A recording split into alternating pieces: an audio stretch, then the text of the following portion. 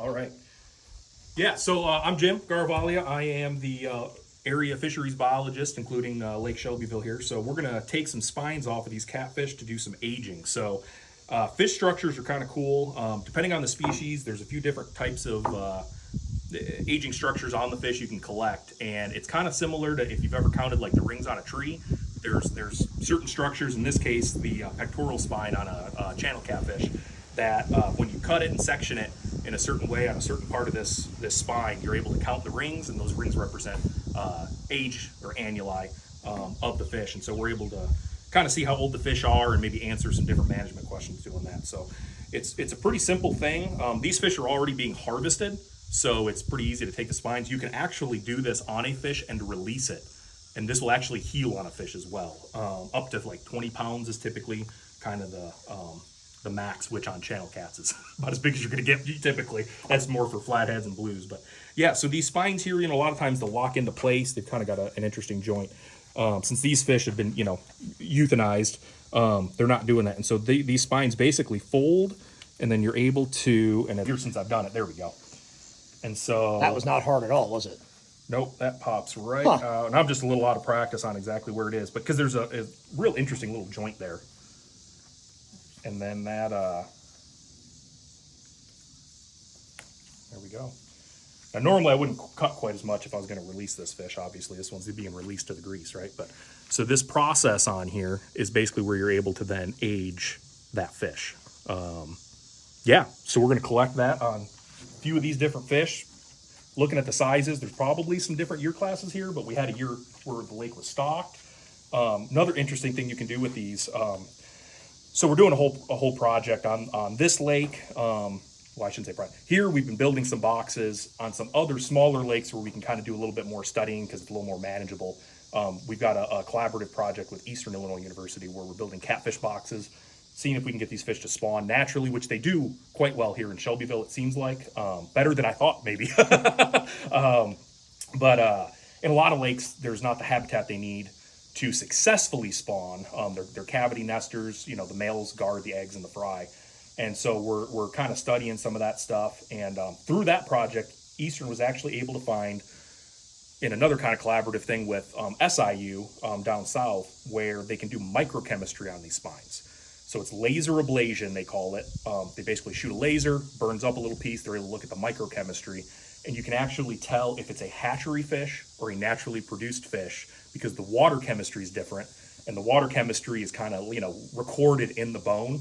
And so we can actually take it and go with that laser, read the microchemistry and go hatchery fish, natural fish. And so we've done that in 3 lakes nearby over the last few years before putting catfish boxes in. We've then put boxes in. We've been monitoring. The boxes have had fish in it. We've seen fish, eggs, fry.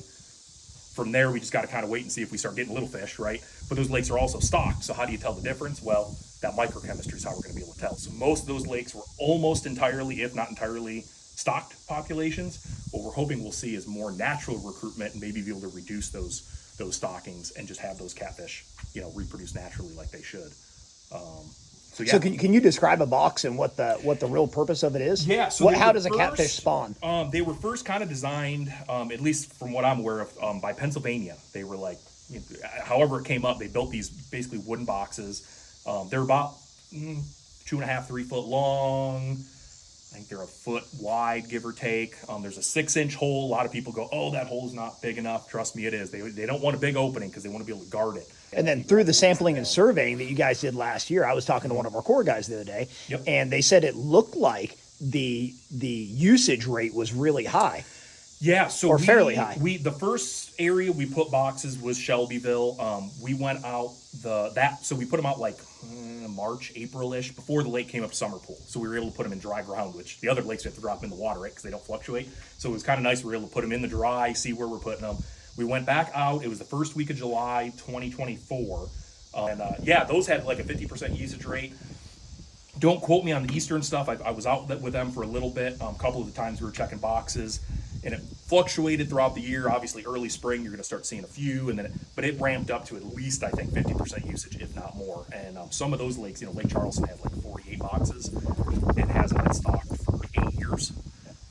All the fish are 8 years old. We we hardly see any in sampling. Almost all the boxes have fish. So I mean, we're seeing really good usage. They're finding them. We put them in this spring.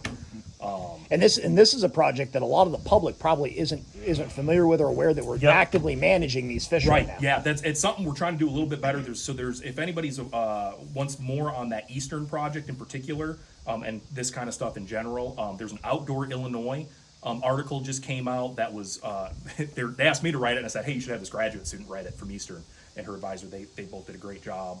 Wrote up an article kind of explaining the whole situation, what we've been doing, why we're doing it. The idea is hopefully we get natural recruitment out of these boxes, and we don't have to spend as much money stocking fish, which means we can spend that doing something else, ideally, right? Or stocking these catfish somewhere else where we maybe don't have boxes, they won't work, that sort of thing. So overall, we're regulated a little bit different here on channel cats than we are a lot of places where even some of the core ponds around there's 6 fish per. Yep. What do you think fishing pressure and harvest rate is going to do to the population for people that are concerned right now? Yeah, that's a great question. I mean, that's one of the reasons, I'm collecting some of these age structures to see, how many of these fish are natural produced. I think most of them are. It'll be interesting to see how many are from that 2020 stocking.